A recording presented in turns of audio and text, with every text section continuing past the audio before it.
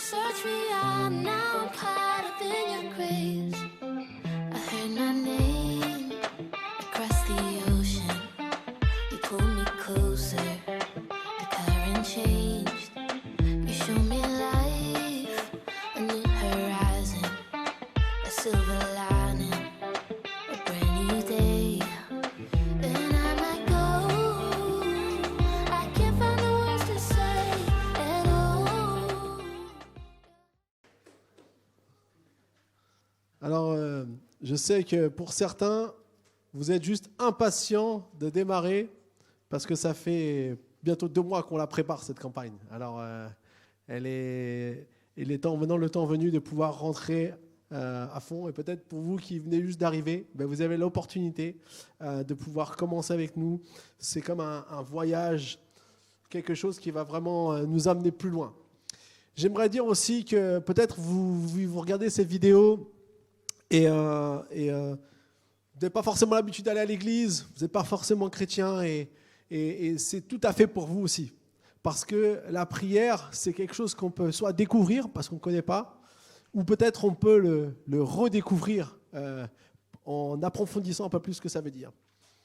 Nous on croit en tant qu'Église que la prière, c'est vraiment ce qui nous permet de nous connecter à Dieu. Et c'est au travers de ces 40 jours, c'est ce qu'on va découvrir. Mais dans notre vie personnelle, on a tous des défis. Et on croit que cette campagne, au-delà de simplement découvrir ou redécouvrir quelque chose, elle va surtout nous aider à grandir et à pouvoir développer des qualités que Dieu a pour nous. En tant qu'Église, on met vraiment une importance sur le fait de grandir. Pourquoi ? Parce que la plupart des problèmes qui surviennent dans notre vie sont liés, malheureusement, parfois à de l'immaturité. Et lorsqu'on est, on va dire, pas mature spirituellement, eh bien, on prend de mauvaises décisions. Parfois, on dit simplement, j'ai tout simplement envie de faire ça, et quelque part, ça nous emmène après dans des impasses, dans des complications. Et la plupart du temps, ce sont nos sentiments qui vont nous conduire. Ce sont parfois même les humeurs qui vont nous manipuler, qui vont nous emmener à prendre des mauvaises décisions. Mais nous, on croit qu'en grandissant, et c'est un peu aussi cette campagne va permettre de pouvoir grandir, en grandissant, on va pouvoir prendre de bonnes décisions. La croissance d'un enfant, normalement, c'est automatique. D'ailleurs, si un enfant ne grandit pas, on s'inquiète tout de suite. S'il y a des parents dans la salle, dès qu'on voit notre enfant grandir, on est content. Et ce n'est pas quelque chose qu'on fait spécialement pour que ça grandisse, ça se fait, on va dire, naturellement. Mais pour devenir mature, je n'ai pas forcément une bonne nouvelle, ça ne se fait pas automatiquement. C'est quelque chose qu'on doit décider. C'est un choix qu'on doit prendre. Et le fait d'entrer dans cette campagne, de ces 40 jours de prière, ce n'est pas seulement découvrir tous les faits religieux, tous les actes religieux qu'il faut faire. Non, c'est le choix de dire, Seigneur, aujourd'hui, j'ai envie de grandir. J'ai envie de découvrir plus de choses parce que ça va être bon pour ma vie, parce que je vais pouvoir en découvrir des choses. Et il y a un verset dans la Bible, dans Éphésiens 4, 14, qui nous dit « Ainsi, vous ne serez plus des petits-enfants ballottés et emportés par tout vent de doctrine. » À un moment donné, l'apôtre Paul dit à l'église d'Éphèse, c'est important que vous connaissiez des choses, c'est important que vous grandissiez parce que du coup, on ne pourra pas vous dire ce qu'on veut. C'est un enfant, on peut lui dire ce qu'on veut, il nous croit. Mais la bonne chose, c'est qu'ici, on pourra donc grandir aussi dans notre vie avec Dieu. Et ça, c'est peut-être, si vous ne connaissez pas encore Dieu, c'est juste la première étape et on grandit déjà. Mais peut-être on connaît Dieu depuis des années et on grandit encore. Et il nous est dit aussi un peu plus loin qu'en disant la vérité dans l'amour, nous grandissons à tout point de vue vers celui qui est la tête, Christ. En fait, nous sommes supposés grandir en le choisissant, en choisissant de suivre Christ. Et Jésus est l'image même de la maturité spirituelle, émotionnelle et intellectuelle. Et lorsqu'on cherche à grandir en Jésus, notre vie ne sera que meilleure. Et moi, j'ai un désir pour chacun d'entre nous, et je crois que surtout Dieu a un désir pour chacun d'entre nous, c'est que nous puissions avoir une vie bonne. Qui a envie de vivre une vie bonne ? où on fait les bons choix, où on ne se dit pas « mince, pourquoi j'ai fait ça ?» Eh bien, cette campagne va nous aider. Alors, une campagne, c'est 40 jours et c'est toujours basé sur 6 piliers de croissance spirituelle. Donc avant de plonger dans la prière pleinement, aujourd'hui, j'aimerais vous amener donc, un peu le pourquoi on fait cette campagne. On va voir Dieu agir de manière surnaturelle, j'en suis sûr, dans ces 40 jours, mais on a besoin de voir pourquoi on fait tout ça, quel est le sens de tout ça. Vous savez, l'univers est fondé sur des lois physiques. Pour ceux qui ont fait un peu d'études, on a appris ces lois lorsqu'on était en cours de physique, telles que la gravité, la loi de la thermodynamique et d'autres encore. Mais ces lois permettent de fonctionner, en fait. Mais la vie spirituelle, elle détient aussi des lois spirituelles qui nous permettent aussi de pouvoir bien mener notre vie. Et si on veut vraiment vivre cette vie au max, comme Dieu veut, eh bien, on va voir 6 lois aujourd'hui, 6 lois spirituelles qui vont nous aider à pouvoir grandir, qui vont nous aider à pouvoir devenir des gens plus matures qu'avant. Alors, vous êtes partis ? Vous êtes chaud ? On y va ? Ok. Premièrement, première loi, nous grandissons lorsque nous nous nourrissons de la parole de Dieu. La Bible, c'est la nourriture pour notre âme. De la même manière qu'on a besoin de nourriture pour notre corps, notre âme aussi a besoin de nourriture. Et la Bible, en fait, elle est le moyen pour avoir la nourriture pour notre âme. Alors, si on veut une bonne santé physique, il ne faut pas manger de cochonneries. Hein ? C'est pas bon de manger des choses, des cochonneries, même si parfois les cochonneries sont bonnes. On ne peut pas être en bonne santé spirituelle si on ne se nourrit pas de la vérité. Et Jésus dit dans Matthieu chapitre 4, verset 4, vous pouvez suivre sur vos petits pense-bêtes, Jésus répondit, il est écrit, l'homme ne vivra pas de pain seulement, mais de Nutella et de confiture. L'homme ne vivra pas de pain seulement, mais de toute parole qui sorte de la bouche de Dieu. Amen. En fait, ce qui est bon, ce qu'on a besoin, c'est notre pain de chaque jour. Et ce pain, quelque part, c'est la Bible. Ce qui va nous nourrir, notre âme, c'est de pouvoir passer un temps à lire la Bible. Alors, voilà pourquoi on aimerait dans ces 40 jours-ci qu'on puisse nous aider à développer cette habitude chaque jour. Que ce soit 5 minutes, 10 minutes, 15 minutes, 30 minutes, comme vous voulez. 2 heures si vous avez envie, il n'y a pas de problème. Jésus, il sera toujours content de passer du temps avec vous. Eh bien, qu'on puisse développer ça.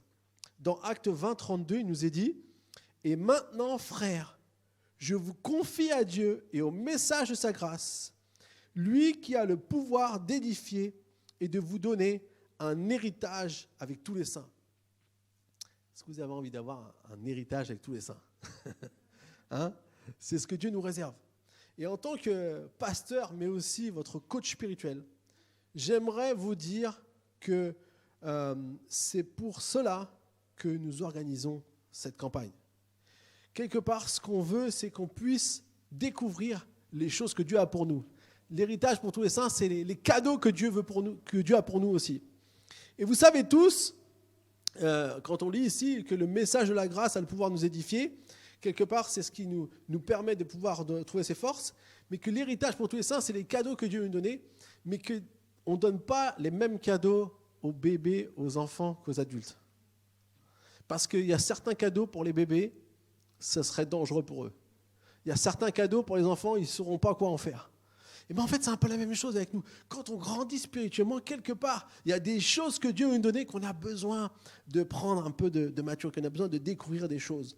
Et moi, je suis persuadé que dans cette campagne de 40 jours de prière, on va découvrir des choses qui vont nous faire grandir et du coup qui vont nous faire aussi découvrir des cadeaux que Dieu a pour nous, que maintenant on sera prêt à pouvoir recevoir. Alors, comment faire ça ? Comment, quelque part, se nourrir de la parole de Dieu ? Dans notre église, on a une méthode qui s'appelle la méthode voir. Si vous êtes intéressé, je pourrais vous la donner. C'est quelque chose pour prendre ce qu'il y a dans la Bible et pouvoir en retirer une pensée pour nous. Mais si on approfondit un peu, je vais prendre un moyen mnémotechnique. Vous voyez ma main ici. En fait, il y a 6 choses qui sont importantes à faire lorsqu'on lit la Bible. Premièrement, il y a entendre la parole de Dieu. Écoutez, c'est ce que vous faites ce matin. Vous entendez les versets, vous entendez la parole de Dieu. Ensuite, plus important, on approfondit, on lit la parole de Dieu.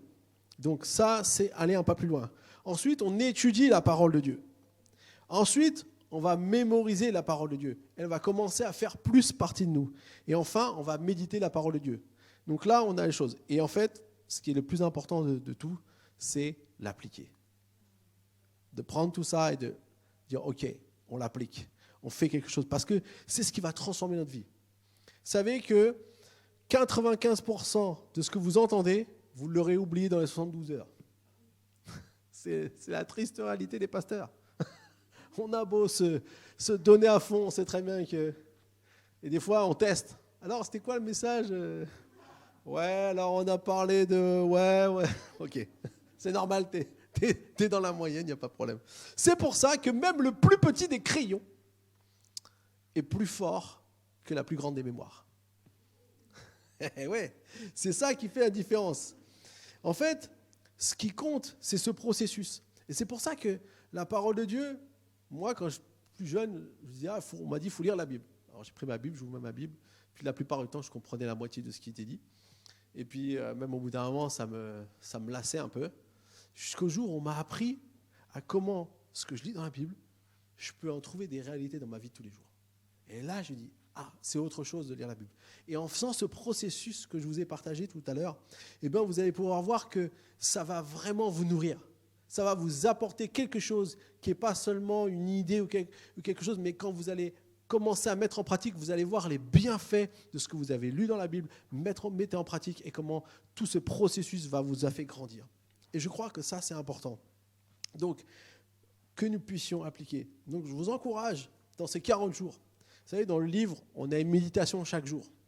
Cette méditation va nous servir à pouvoir justement nous entraîner, nous habituer à prendre un petit temps. Ce n'est pas obligé d'être très long. Ne vous mettez pas des objectifs trop élevés que vous n'arriverez pas à atteindre, mais que ça soit quelque chose que vous ne manquiez jamais.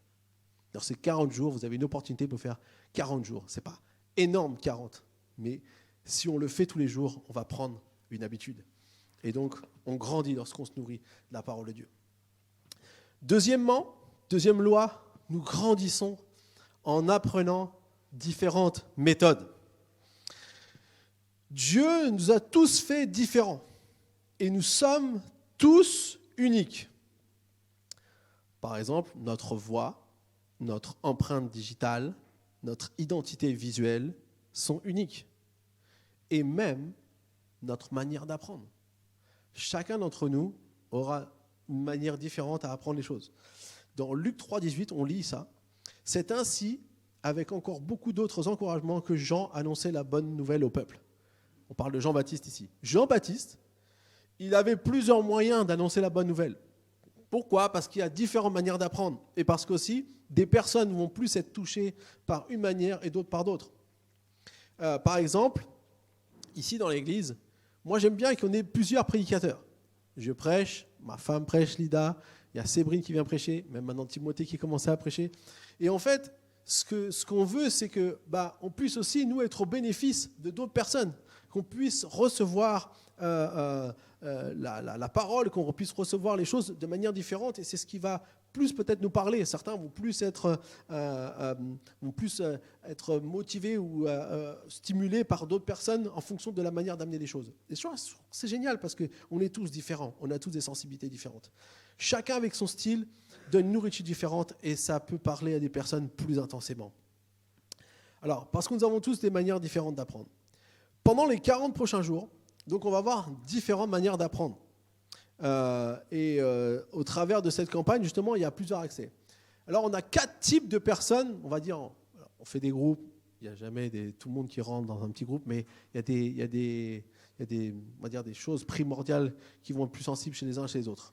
Premièrement, il y a ce qu'on appelle les apprenants auditifs.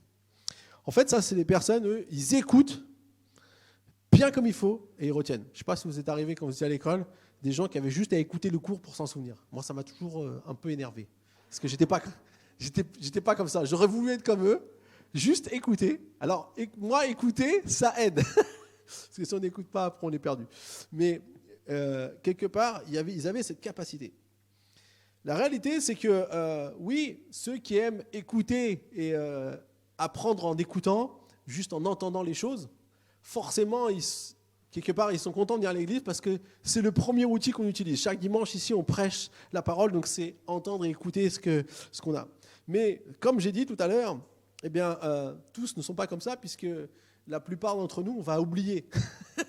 Donc du coup, on a besoin de prendre des notes, c'est pour ça qu'on vous a donné des petits pense-bêtes aussi que vous pouvez ramener à la maison, comme ça vous le garderez, et ça pourra être pour vous un moyen de vous souvenir de ce qui a été dit. Mais voilà, c'est une manière d'apprendre. Mais tout le monde n'est pas comme ça. Donc, on a le deuxième qui est les apprenants visuels. Eux, c'est ce qu'ils vont voir qui va plus les marquer. Ils préfèrent qu'on leur montre une vidéo ou lire un livre ou quelque chose, avoir quelque chose de visuel pour se souvenir, pour apprendre. Ça, c'est une autre manière. Un troisième type de personnes, c'est les apprenants oraux. C'est ceux qui vont apprendre en parlant. Par exemple, ils vont discuter, ils vont parler, et c'est comme ça qu'ils vont quelque part retenir un peu les choses. Donc eux, ils aiment les petits groupes. Eux, ils aiment le fait de pouvoir être ensemble, s'exprimer, partager, peut-être débriefer le culte, discuter, je ne sais pas. Donc du coup, on peut voir ça au travers donc, de ce type de personnes, donc au travers des petits groupes et des choses comme ça. Et puis, on a ce qu'on appelle les apprenants kinesthésiques. Donc c'est ceux qui apprennent en faisant, qui ont besoin d'être un peu dans l'action. Ils n'aiment pas forcément écouter, lire ou parler, mais ils apprennent en faisant. Ils utilisent leurs mains pour apprendre. Par exemple, je vais prendre un exemple qu'on connaît bien. Personne n'apprend à jouer au foot avec un manuel. Hein. On va sur le terrain ou au basket. On fait une petite dédicace à Sia. Coucou Sia. Donc, on apprend à jouer donc, sur un terrain. Ce n'est pas quelque chose qu'on apprend à jouer avec un manuel. Qu'on apprend à jouer avec un manuel. Et donc, du coup, ces personnes-là aussi vont avoir besoin plus d'être dans l'action que simplement dans les choses qu'on leur étudie ou qu'on leur montre et tout ça.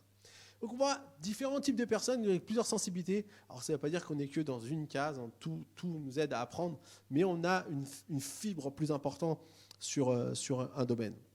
Alors dans les 40 prochains jours, c'est ce qu'on va essayer de faire. On va avoir des messages ici chaque dimanche. Vous allez pouvoir écouter, entendre. Ça va être pour vous un moyen d'apprendre pas mal de choses. Puis à ceux qui vont regarder les vidéos qu'on va voir chaque semaine dans les petits groupes. Donc c'est hyper important de faire partie d'un petit groupe parce qu'il y aura des vidéos d'introduction et à peu près d'environ 20 minutes qui vont nous parler du thème. Et donc ça va être important, qu'on pourra même revoir si on veut à la maison. Et puis on aura donc le livre bien sûr. On aura aussi au travers des Connect Group la possibilité de s'exprimer. Et, on aurait aimé que ce soit pas seulement sur Zoom, mais bon, pour le moment, on va se contenter de ça. Et puis, on aura aussi ceux qui aiment bien être dans l'action, où on va pouvoir mettre en pratique chaque jour quelque chose. On va pouvoir faire quelque chose chaque jour dans la prière. Vous allez voir, vous allez pouvoir faire des choses. Et puis même après, il y aura peut-être des petits projets qui naîtront dans les Connect Group, des choses qu'on pourra faire ensemble plus concrètes, plus pratiques. Et au travers de ça, justement, on veut que, au travers de différentes méthodes, chacun d'entre nous, on puisse grandir. Que ce ne soit pas seulement une catégorie de personnes, mais que ce soit vraiment tout le monde. Amen. Troisième loi, nous grandissons lorsque nous développons des habitudes spirituelles. Nous grandissons lorsque nous développons des habitudes spirituelles. Vos habitudes, les amis, déterminent ce que vous êtes. Et ce que vous êtes détermine la direction que vous prendrez dans la vie. En fait, votre caractère est la somme totale de vos habitudes. Par exemple, si vous dites « je suis une personne intègre, honnête », mais qu'en réalité, vous ne l'êtes que 25% du temps, on ne peut pas vraiment dire que vous êtes intègre. Ben oui, on n'est pas intègre. Par exemple, je vous donne un autre exemple. Si je dis à ma femme « je te suis fidèle 28 jours par an », là, ça comprend mieux. En fait, ce serait une fidélité partielle, donc une infidélité. Et donc, on ne peut pas déterminer de dire se déterminer par rapport à quelque chose si on ne le pratique pas pleinement, si on n'a pas développé vraiment ses habitudes. Et donc, dans un cours qu'on fait ici, il y en a différentes étapes pour justement devenir un disciple de Jésus-Christ. Donc l'étape 1, l'étape 2. Et dans l'étape 2, c'est justement les habitudes de base d'un disciple. Et ça, c'est vraiment des choses qu'on peut découvrir et comme ça qu'on peut mettre en place dans notre vie. Alors, comment développer des habitudes ? En mettant une chose en pratique et en répétant cette pratique. C'est simple. En mettant une chose en pratique et en répétant cette pratique. C'est comme ça qu'on développe des habitudes. Dans Jean 13, verset 17, il nous est dit « Si vous savez cela, vous êtes heureux, pourvu que vous le mettiez en pratique. » C'est exactement ce qu'on a besoin de faire. Jésus, il a enseigné des choses, mais il leur a dit à ses disciples, si vous voulez vraiment que vous puissiez découvrir pleinement ce que je vous ai appris, ce que je vous ai transmis, vous devez le mettre en pratique. Et c'est en pratiquant qu'on peut développer ces habitudes qui sont bonnes pour nous. Vous recevrez les bénédictions de Dieu parce que vous faites ce qui est bien et que vous en faites une habitude de vie. Donc comme j'ai dit, il n'y a que 2 façons de développer une habitude, en mettant une chose en pratique et en répétant cette pratique. Des études ont montré que pour développer une habitude dans notre vie, il nous faut 6 semaines. Généralement, il faut 3 semaines pour commencer à être à l'aise avec cette habitude et 3 autres semaines pour l'ancrer pleinement dans notre vie. Alors bien sûr, il y a toujours des exceptions, comme dans toute étude. Mais si vous suivez et si vous faites ces 40 jours à fond, je peux vous garantir que vous allez ancrer des choses dans votre vie qui vont vous donner des bonnes habitudes pour vous. Et je vous encourage vraiment à le faire. Et peut-être, si aujourd'hui, vous avez encore du mal à peut-être prendre un temps avec Dieu chaque jour, peut-être vous faites 1 jour, puis 3 jours, vous disparaissez, et vous revenez au bout du 4e jour, et puis vous repartez 2 jours. Peut-être c'est que vous n'avez jamais eu la possibilité de faire 40 jours d'affilée. Et nous, c'est ce qu'on vous propose. Allez-y, lancez-vous, faites-le 40 jours d'affilée, et vous allez voir, après, ça sera quelque chose qui va normalement aussi faire partie de vous, et vous allez être encouragé. Alors, je ne dis pas qu'on ne sera jamais sans problème sur le chemin, on n'est jamais parfait, mais la bonne nouvelle, c'est qu'on va établir des habitudes qui vont nous donner, qui vont être une force pour nous, qui vont être quelque chose qui va nous aider à grandir. Et c'est ce qu'on cherche à faire, c'est de développer des habitudes qui resteront pendant 40 jours et qui nous aideront à grandir et à être forts. Et ce sera pour nous un nouveau style de vie. Alors, que se passe-t-il lorsque nous pratiquons de bonnes habitudes ? Eh bien, nous grandissons. Hébreux 5, 14 nous dit « Mais la nourriture solide est pour les adultes, pour ceux qui, en raison de leur expérience, ont le jugement exercé à discerner ce qui est bien et ce qui est mal. » En fait, il y a beaucoup de chrétiens qui se retrouvent parfois mis sur la touche, à l'écart, parce qu'ils ne connaissent pas la vérité. Et peut-être vous n'étiez pas un chrétien, et du coup, forcément, vous n'étiez pas au courant de cette vérité. Mais c'est cela, peut-être c'est cela qui est bon, alors je vais le faire. Des fois, on se dit, peut-être c'est ça qui est bon, donc je vais le faire. Mais en fait, on ne sait pas vraiment si c'est bon. Et ce que nous dit ce verset, et qui est très important, c'est que ceux qui ont la nourriture solide est pour les adultes, pour ceux qui ont, en raison de leur expérience, ont le jugement exercé. C'est quoi le jugement exercé ? C'est une habitude. C'est avoir développé une habitude. C'est être quelque part habitué à faire des choses qui sont bonnes. Je vais vous donner un petit exemple. Aux États-Unis, ceux qui sont responsables du trésor, enfin de tout ce qui est la monnaie du pays, vous savez comment on leur apprend à reconnaître des faux billets ? En fait, on ne leur donne pas tout ce qui caractérise les faux billets. On leur fait apprendre parfaitement un vrai billet. Ils le connaissent par cœur. Ils connaissent tous les recoins, tous les détails du vrai billet. C'est-à-dire que dès qu'on leur montre un faux billet, ils savent tout de suite que c'est un faux. Et la vérité, c'est que nous, en tant que croyants, parfois on se fait avoir avec des idées contrefaites. avec des choses que parfois l'ennemi il essaye de nous mettre sur notre route parce qu'il essaye de nous biaiser. Il nous emmène un truc qui ressemble au vrai, mais qui n'est pas vrai et qui va nous emmener droit au mur. Mais si nous, on connaît la vérité dans notre cœur, si nous, on s'est exercé à entendre Dieu nous parler chaque jour, on ne pourra pas se faire avoir, les amis. On va pouvoir tenir bon à ce moment-là. Et je crois que c'est important. De la même manière, il y a un joueur de foot qui s'appelle Vitorino Hilton, qui est brésilien. Et, alors, je ne sais plus si j'ai l'âge parfait, mais en tout cas, il a entre 42 et 43 ans. 43. Jean-Eudes, merci. Entre Marseillais. Donc, du coup, il a 43 ans. 43 ans, joueur professionnel de foot. Si vous regardez tous les joueurs, à partir de 35 ans, on commence à être plutôt sur le banc de touche et après on disparaît de la circulation. On prend sa retraite, comme ils disent les joueurs de foot. Mais lui, il a 43 ans. Vous savez pourquoi ? Parce qu'il a une hygiène de vie incroyable.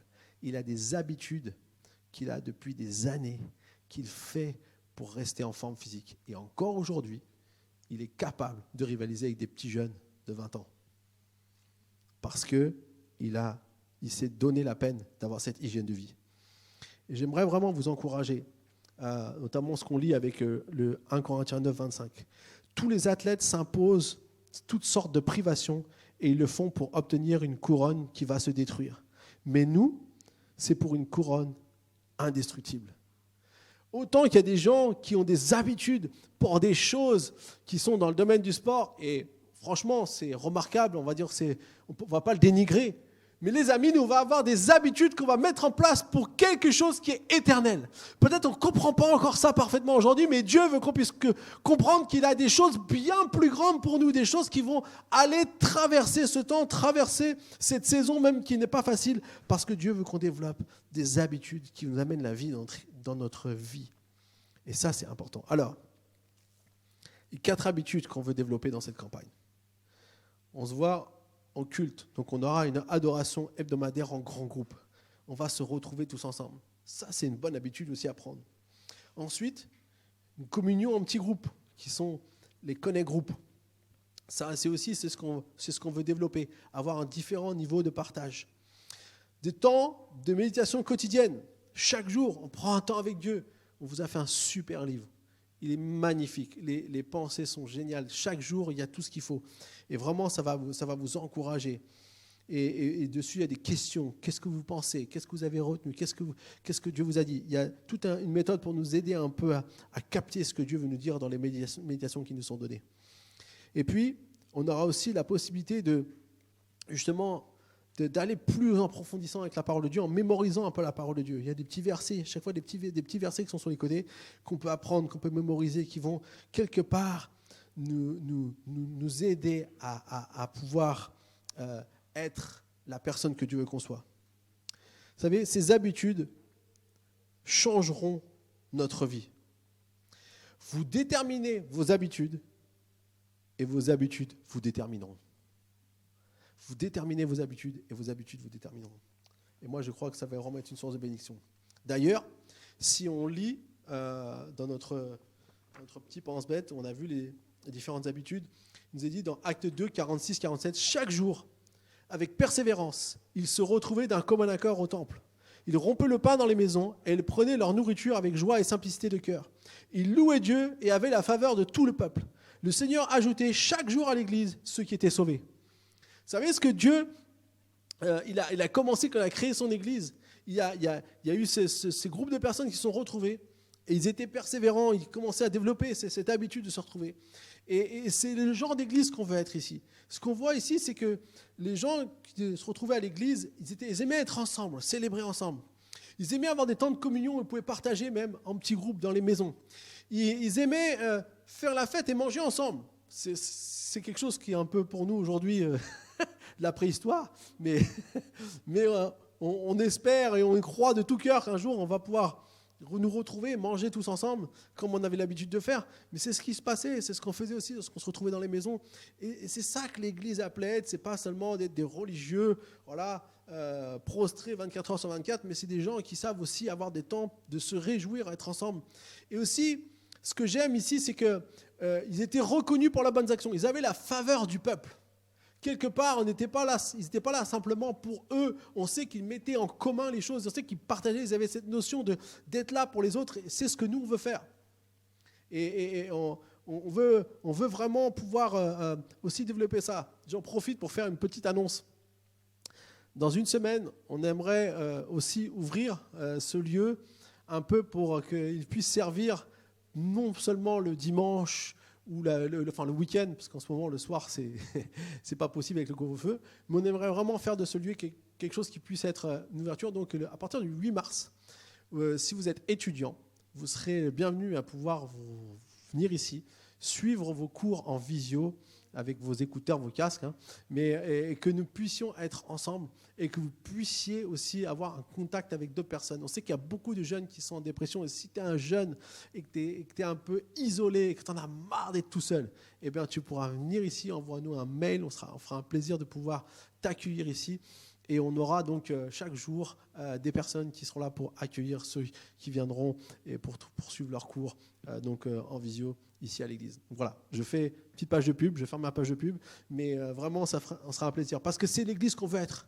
On ne veut pas être une église seulement pour nous, on veut être une église aussi pour qu'on puisse être vers les autres et pas seulement tourner vers nous-mêmes.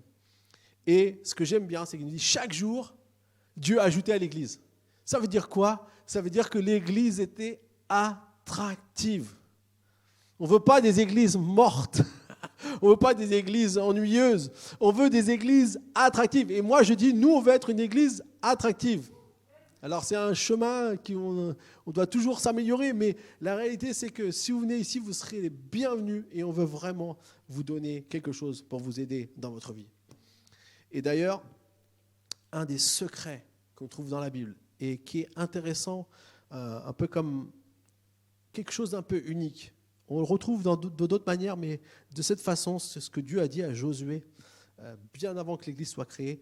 Dans Josué 1, verset 8, il nous a dit que ce livre de la loi ne s'éloigne pas de toi. Médite-le jour et nuit pour agir avec fidélité, conformément à tout ce qui est écrit, car c'est alors que tu auras du succès dans tes entreprises. C'est alors que tu réussiras.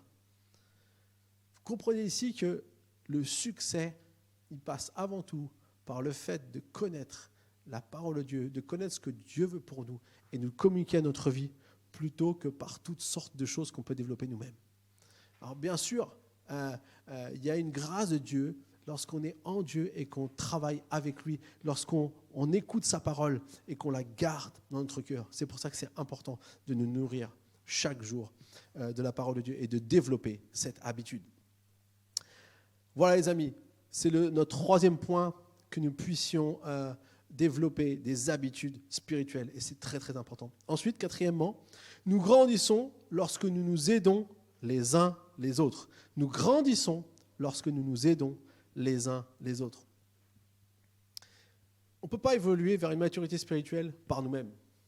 On est une société où tout doit se faire par soi-même, où on a besoin de personne. Et on veut être indépendant, on veut être toujours pouvoir se débrouiller tout seul. Mais en fait, ce n'est pas l'idée de Dieu. Ça n'a jamais été l'idée de Dieu. D'ailleurs, quand Adam était tout seul, il était malheureux. Et Dieu lui a dit, je vais lui donner quelqu'un avec qui il va pouvoir aussi s'encourager, avancer. Il va dire, je vais lui faire une aide semblable à lui, qui sera son vis-à-vis. Pas son assistante, son vis-à-vis. D'ailleurs, ce qui est toujours intéressant lorsqu'on étudie ce mot, vous savez, le mot aide, ce qu'on a traduit par aide peut aussi être traduit par secours. C'est le même mot qui dit « Je lève mes yeux vers le ciel, d'où me viendra le secours ». De quelque part, la femme, c'était aussi le secours d'Adam. Et toutes les dames disent « Ah, vous avez été un petit peu long, je vous ai fait une super truc ». Bon, messieurs savent que c'est la vérité, mais ils ne le diront pas. Voilà, donc la réalité, c'est ça. Et on a tous besoin les uns des autres. Moi, j'ai besoin de vous et vous avez besoin de moi. Si vous voulez évoluer tout seul, vous deviendrez une personne spirituellement seule, fragile, faible et à la croissance retardée. Plus on implique dans notre vie d'autres personnes fortes dans le Seigneur qui vont être une source d'encouragement pour nous, plus on va grandir ensemble. Paul nous dit dans Romains 1, verset 12, « Je désire que nous soyons encouragés ensemble chez vous par la foi qui nous est commune à vous et à moi. » C'est intéressant, même Paul, à plusieurs reprises, il va demander la prière. Il a dit, priez pour moi, que Dieu mette les paroles dans la bouche. Alors qu'il est celui qui avait souvent plein de révélations, plein de choses, mais il va aussi toujours demander un petit peu que d'autres puissent être avec lui. On a besoin de s'encourager, on a besoin d'être encouragé. Dans la Bible, 56 fois est mentionnée la phrase « les uns les autres », avec toutes sortes de commandements. Aimez-vous les uns les autres, veillez les uns sur les autres, aidez-vous les uns les autres, encouragez-vous les uns les autres, priez les uns pour les autres, etc., etc. On pourra en citer encore plein. Alors, pourquoi est-ce si important pour votre croissance spirituelle de faire partie d'un petit groupe ou de vous joindre à d'autres personnes? Eh bien justement, parce que Dieu veut nous apprendre deux choses. Aimer Dieu et aimer les autres. Et c'est quand on est au contact des autres qu'on grandit. Moi, j'ai beaucoup aimé, il fut un temps, c'est pareil, ça fait longtemps maintenant qu'on ne les a pas eus chez nous, les jeunes. On a commencé un groupe chez nous, et c'était le groupe des groupes des jeunes, il y a quelques années. Et on a pu voir comment, ensemble, ils ont construit une force à se soutenir dans la foi. Moi-même, nous, on était spectateurs, on faisait notre vie, et eux faisaient on aidait juste notre maison pour qu'ils fassent leur groupe. Et c'était incroyable de voir comment Dieu agissait. Parfois, un jour, on est arrivé, on voyait tout le monde qui était en train de pleurer, en train de prier les uns pour les autres. Waouh, qu'est-ce qui se passe? Mais c'était génial parce que, au fur et à mesure, on a vu comment Dieu les a encouragés les uns les autres. Et aujourd'hui aussi, on voit le fruit de tout ça. Et c'est pour ça que c'est vital d'être connecté à d'autres personnes. Et on n'est pas une église pour consommation, pour venir consommer notre église, rentrer chez nous. On est là pour avoir un partage. C'est pour ça qu'un petit groupe, c'est génial. On a des témoignages, on pourrait vous en raconter encore. Bientôt, on aura aussi des témoignages sur ce qui se passe dans les petits groupes. Il y a des choses incroyables qui se passent dans les petits groupes. Et souvent, les raisons qui nous empêchent d'aller dans un petit groupe, peut-être c'est la peur du regard des autres, peut-être c'est les divergences qu'on peut avoir, peut-être c'est être confronté à des personnes, peut-être parfois qui peuvent nous irriter, mais c'est justement là où on grandit. C'est quand on est confronté à des personnes qui ne sont peut-être pas forcément d'accord avec nous, mais qu'on entend ce qu'ils disent et qu'on peut partager ensemble et qu'on voit ce que Dieu nous révèle. Et au travers des uns et des autres, même parfois des personnes qu'on n'aurait pas été vers eux en premier, on peut être encouragé et édifié. Et ça, c'est génial. Hébreux 10, 24-25 nous dit quoi? Il nous dit veillons les uns sur les autres pour nous inciter à l'amour et à de belles œuvres. N'abandonnons pas notre assemblée comme certains en ont l'habitude, mais encourageons-nous mutuellement. En fait, il dit, ici, l'assemblée, souvent nous on a l'image des églises avec des bâtiments. Mais à l'époque, il n'y avait pas de bâtiments. La première église, ils étaient même cachés. Certaines des églises le sont comme ça un peu aujourd'hui, notamment en Chine et puis dans plein de pays persécutés. On appelle ça l'église souterraine. Ils se réunissent, mais en secret. Et à l'époque, c'était un peu ça. On se réunissait dans les maisons. On n'avait pas forcément de grands édifices. Alors, il y avait le temple où ils allaient des fois pour prier les juifs, mais ceux qui n'étaient pas juifs, les nouveaux chrétiens, ils se rassemblaient dans les maisons. Et donc, du coup, il y avait cette dimension. Et c'est vrai que parfois, c'était dur si certains ne continuaient pas ou n'étaient pas dans cette dimension de veiller les uns sur les autres. On voit ici l'importance de veiller les uns sur les autres parce que c'est comme ça aussi qu'on peut grandir. Et peut-être que la mesure à prendre est de rejoindre un petit groupe pour grandir. Mais peut-être vous dites, je ne sais pas dans quel groupe je peux aller, mais j'aimerais vous défier ce matin. Je vais vous défier un pas plus loin. Peut-être si vous n'avez pas de petit groupe, c'est le moment d'en commencer un. Quoi? Moi? Non. Je vais commencer un petit groupe. C'est tout simple. Tu as deux amis. Tu prends des livres. Tu investis dans tes amis. Tu prends des livres, tu investis dans tes amis, tu as deux amis, tu dis viens, on va se retrouver. En plus maintenant Zoom, c'est facile, c'est pour tout le monde. Et on est chacun chez soi, il n'y a pas de problème de transport, de tout ce qu'on veut. Et la réalité, c'est que là, en commençant un petit groupe, on peut créer quelque part ici un moyen de pouvoir partager et de se dire, ok, Dieu a prévu de grandes choses pour nous Et moi, je crois qu'en étant ensemble, on va se fortifier. Peut-être même tu as des amis qui ne connaissent pas encore Dieu. C'est le moyen, l'opportunité de les ramener et de leur faire découvrir qui Dieu est. La prière, les sujets qu'on va établir, c'est des sujets, on va dire, simples. Il n'y a pas de choses religieuses là-dedans, mais il y a juste de dire, OK, on veut communiquer avec Dieu. Eh bien, peut-être que c'est l'opportunité pour vous de dire, OK, je me lance, je commence à connaître le groupe. Vous savez, Rick Warren, il raconte dans un témoignage qu'à l'époque, ils avaient déjà 800 petits groupes, qui étaient quand même énormes, parce qu'il y avait une grande église. Et Rick Warren, il avait dit, dans la prochaine campagne, je veux qu'on passe de 800 à 3000 petits groupes. Ce qui était quand même un truc un peu fada. Et il a dit, on a mis tout en place, on a fait tout ce qu'on pouvait. Et puis, j'ai fait une annonce un dimanche. Je leur ai dit, voilà, j'aimerais bien qu'il y ait au moins 3000 personnes qui commencent des petits groupes. Et là, se sont inscrits littéralement 3200 personnes. Il a dit, venez cette semaine, en 25 minutes, je vais vous enseigner comment vous pouvez commencer un petit groupe. C'est simple, aimer les gens, les accueillir. Alors, quand on ouvre sa maison, c'est un pas plus, mais nous, là, on n'a pas besoin d'ouvrir notre maison, on a besoin d'ouvrir une session Zoom. Et puis, c'est d'apporter l'enseignement qu'on va vous donner et juste de partager ensemble. C'est simple. Et donc, il les a fait tous venir, ils étaient 3200. Et là, il a eu à cœur de dire, dans tous ceux qui sont là, peut-être certains d'entre vous, vous voulez commencer un groupe, mais vous n'êtes pas encore chrétien. J'aimerais prier pour vous que vous devieniez chrétien. Il y a 17 personnes qui ont levé la main qui sont converties ce jour-là. Et dans la même semaine, il a dit, peut-être certains, vous n'êtes pas encore baptisés, et j'aimerais vous baptiser. Et 400 personnes se sont fait baptiser.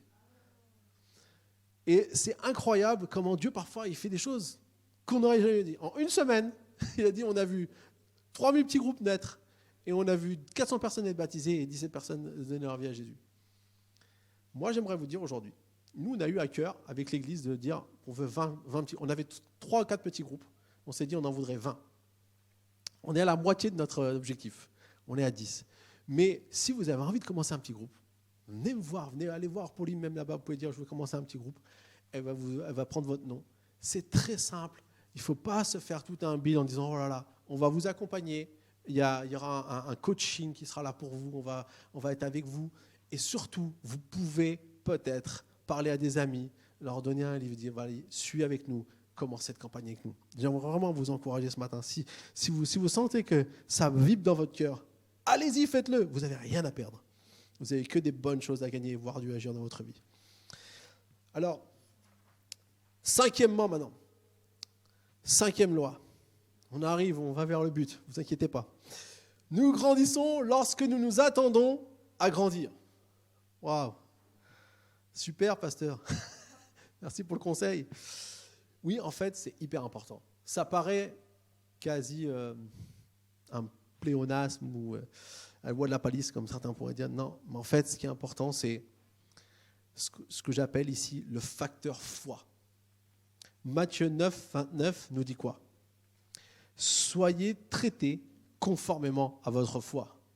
En fait, il y a beaucoup de choses qu'on fait dans notre vie ou qu'on se lance et qui dépend de notre foi, qui dépend de ce qu'on est prêt à croire que Dieu va faire. J'ai refait une petite... j'aime bien faire des petites définitions de temps en temps, j'aime bien les changer aussi. Donc, j'ai dit, la foi, c'est ce que nous croyons pouvoir détenir par l'action de Dieu, alors qu'aucun signe ne le prédise. La foi, c'est ce que nous croyons pouvoir détenir par l'action de Dieu, alors qu'aucun signe ne le prédise. Et je crois que c'est vraiment important de comprendre que, oui, la foi, c'est simplement de dire, ok, je vais faire 40 jours de prière, mais je m'attends à ce que quelque chose change dans ma vie. Je ne vais pas faire juste un truc, ouais, parce qu'à l'église, ils nous disent qu'il faut qu'on fasse ça, et puis, non, c'est moi-même, je me dis, Seigneur, je veux que quelque chose change dans ma vie. Et je mets ma foi en action en disant, je crois que tu veux me bénir. Vous savez, la première des choses que Dieu a fait quand il a créé l'homme et la femme, la Bible dit, il créa l'homme et la femme et il les bénit. Ils n'avaient rien fait, ni bien ni mal. Il les a juste créés, tout de suite il les a bénis. C'est le désir de Dieu de bénir ta vie. Mais ma question est donc simple. Qu'attends-tu de ces 40 jours? Si tu réponds malheureusement rien, bah tu sais qu'est-ce qui va se passer? Rien.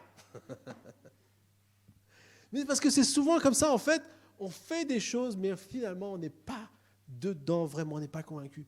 J'aimerais te dire que ces 40 jours, c'est une opportunité pour que ta vie change en positif. Il y a quelque chose d'incroyable qui est là, un potentiel incroyable qui est là. Il suffit qu'on dise, OK Seigneur, moi je crois que tu peux faire quelque chose dans ma vie. Alors aujourd'hui, quand je dis aujourd'hui, je parle de vraiment aujourd'hui. Ce n'est pas un terme... Aujourd'hui, demande à Dieu, quand tu rentres chez toi, quel est l'objectif pour toi dans ces 40 jours? Qu'est-ce que Dieu veut faire? Qu'est-ce que tu t'attends à ce que Dieu fasse aussi dans ta vie? Soit, tu sais, à Dieu, il suffit simplement de lui demander, on pose des questions comme ça à Dieu, il nous répond toujours. Peut-être pas la manière dont on a cru qu'il nous répondrait, mais il va nous répondre. Et c'est important de se dire, OK, je me prépare. Ne gaspillons pas ces 40 jours juste pour faire un truc qu'on fait à l'église, mais prenons-le et laissons Dieu agir en nous, parce que franchement, quand Dieu agit, il se passe des miracles. Et peut-être tu as besoin d'un miracle dans ta vie aujourd'hui, et je peux te dire, ces 40 jours vont permettre que Dieu puisse accomplir un miracle dans ta vie. Amen. Sixièmement, on y vient, on est vers la fin. Nous grandissons lorsque nous nous engageons à grandir. Nous grandissons lorsque nous nous engageons à grandir. Alors, comme on l'a déjà dit un peu, nous grandissons quand nous choisissons de grandir. Je ne sais pas si vous vous souvenez, dans notre semaine de jeûne et prière, on avait une petite étude sur Timothée. On disait l'important, c'est de choisir de grandir. En fait, il y a des choses dans notre vie, quand on est enfant, on grandit naturellement. Et puis il y a des choses qui ne grandissent pas naturellement, ça doit être un choix. Et ici, nous aussi, on doit faire un choix. On peut prendre de l'âge sans devenir plus mature. Vous savez, c'est une triste réalité. En principe, on se dit, quand on commence à avoir les cheveux blancs, on doit avoir la sagesse. Mais certains ont des cheveux blancs, mais on se demande où est passée la sagesse. Bon, pas chez nous, je vous rassure. Si vous avez des cheveux blancs chez nous, vous êtes très sages. Mais ailleurs, peut-être que ça peut arriver. La réalité, c'est que si on fait le choix de grandir, alors on va pouvoir voir Dieu agir. Et on peut dire qu'on sera aussi proche de Dieu qu'on désire l'être, ou qu'on décide de l'être. Parce qu'en fait, Dieu, il a envie d'être proche de nous. Dieu ne nous met pas des bâtons dans nos roues ou des embûches sur notre chemin pour nous rendre le chemin difficile, pour que ce soit pénible, pour finalement réussir à arriver. Non, il n'a qu'une envie, c'est d'être proche de nous. Et il va plutôt enlever les embûches pour nous se rapprocher de nous. Mais la décision, elle est souvent de notre côté. La question est donc, qu'êtes-vous prêt à faire pour grandir ? Qu'êtes-vous prêt à mettre en place dans votre vie pendant ces 40 jours ? Jérémie 29,13 nous dit ça. Vous me chercherez et vous me trouverez parce que vous me chercherez de tout votre cœur. En fait, ça c'est une promesse que Dieu a donnée à Jérémie lorsqu'il, en fait, quelque part, il prophétisait déjà sur ce qui va se passer avec Jésus. C'était déjà une promesse pour le peuple d'Israël, mais c'était en même temps aussi un parallèle à ce qu'il fera avec Jésus. On aura la possibilité de trouver Dieu parce que Jésus aura recréé le lien entre nous et lui. Et quelque part, ici, il dit, vous me chercherez et vous me trouverez parce que vous me chercherez de tout votre cœur. En fait, la clé, elle est là. Chercher Dieu de tout son cœur. C'est-à-dire de se donner à fond, de faire les efforts parfois nécessaires. Alors, ça peut se traduire par plein de manières. Peut-être, fréquenter un connect group, ne pas manquer un dimanche, suivre toutes les méditations quotidiennes. Voilà, ça, c'est des petites choses qu'on pourra faire dans ces 40 jours qui pourront nous montrer à mettre des choses en place pour pouvoir être proche de Dieu. Mais dans quelle mesure devons-nous prendre pour nous engager à grandir? C'est faire alliance avec les autres. La mesure à prendre, c'est faire alliance avec les autres. Qu'est-ce que ça veut dire ? On a lu tout à l'heure, Timothée nous a lu Néhémie, et on va lire un peu plus loin dans Néhémie, toujours Néhémie 10, verset 1. À cause de tout cela, nous avons conclu un pacte que nous avons mis par écrit, et nos chefs, nos lévites et nos prêtres y ont apposé leur empreinte. En fait, ce qu'il faut comprendre, c'est que Néhémie, quand il a vu la muraille détruite, il s'est dit, c'est pas possible que l'endroit où Dieu s'est choisi, Jérusalem, là où il y avait le temple de Dieu, où il avait la maison de Dieu quelque part, soit complètement détruite. Et ça a tellement bouleversé qu'il a choisi justement de faire quelque chose. Il n'est pas resté sans rien faire en disant « Oh là là, c'est triste hein ». Et il a décidé « Je vais faire quelque chose ». Et il s'est mis en danger avec le roi, il s'est mis en danger sur plein de choses pour pouvoir partir et aller construire. Mais il a eu la faveur du roi, il a eu la faveur de Dieu derrière parce qu'il a jeûné, prié, il a senti que c'était quelque chose de Dieu.